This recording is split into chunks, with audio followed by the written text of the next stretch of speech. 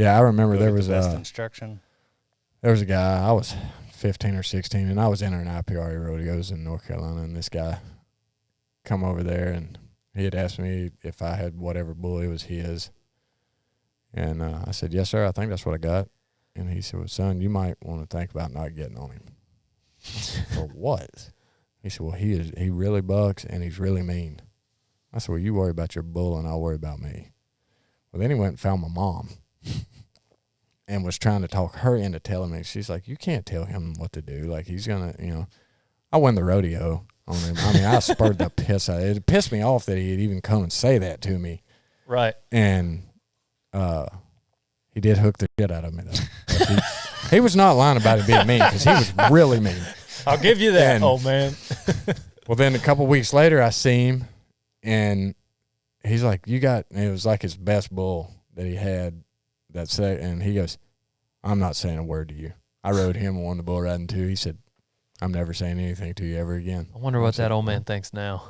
What was the biggest change that you made in yourself to make yourself successful? That's an interesting question. Was there anything that... When it came to riding bulls, it was always there. I just wanted to win at all costs. Like, anytime I got bucked off, when I was younger, I showed a lot more emotion when I got bucked off. Like, I would tear shit up, kick trash cans over, throw ropes, and I still do it to this day, just where they can't see it anymore. Just wait till you're in the locker room. Everybody would always get mad at me for doing that kind of thing, and I'd always explain it to people. I'm like, well, take $30,000 of your money and go put it on black or red and lose it and see if you're not mad. Well, that's different. I said, no, it's not. This is how I make my living. When I don't stay on, it's something I did that caused it, and it would eat at me. Yeah. If I got bucked off, like a bull just handed me, I would get mad at myself because, it was something I did, but he was just better than me that day. But if I felt like I didn't try as hard as I should have, that ate at me. Yeah. I couldn't stand myself. It made me so mad I couldn't see straight. Like, I couldn't, like, it pissed me off. Like, if I felt like I quit the ship just a hair early and didn't try, I was mad. That's when you'd see me really tear some shit up. Right. Because I was mad at myself. I wasn't mad I got bucked off. I was mad at myself for not trying harder. What, do you remember your first bull ride? That was a good one. Yeah. You said you were 13? 13 years old. And I had that technique of tying my hand in there down correctly. Got hung up to a bunch of them? Well, that first one, yeah. The proper technique. Whooped me down, hit me. I hung to him and stomped the piss out of me. And I was kind of thinking, man, do I really want to do this? Like, that sucked. Next day, I was like, let's do it again. Do you remember your first one? Yeah. My first bull, same thing happened. I was at Charlie Thompson's. I remember. Yeah. It's scary. Yeah. I got on a big, mean bastard. And I was little. And this bull was not small. Yeah, you were like 95 pounds. You ever been out to Charlie's place, Charlie Thompson's place in Lubbock? I know who you're talking about. Yeah.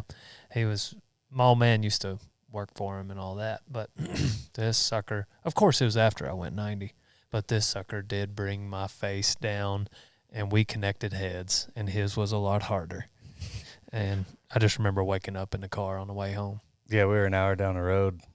He was talking the whole time, and he goes, I don't feel good, and threw up all over the back seat.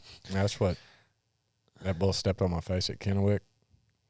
That's what I was out for like 5 minutes cold. Dude, you FaceTime me, and your face looked not good. Well, that's the longest I've ever been knocked out.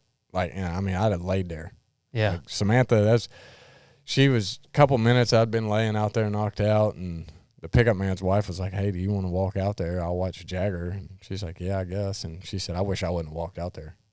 Because really? All that, I was on my back. All that blood was running down my face, back to my neck. It was everywhere. Yeah. Just running all over the place. Well, when she walked out there, she said my eyes were rolled back in my head and I wasn't breathing right. I was gurgling.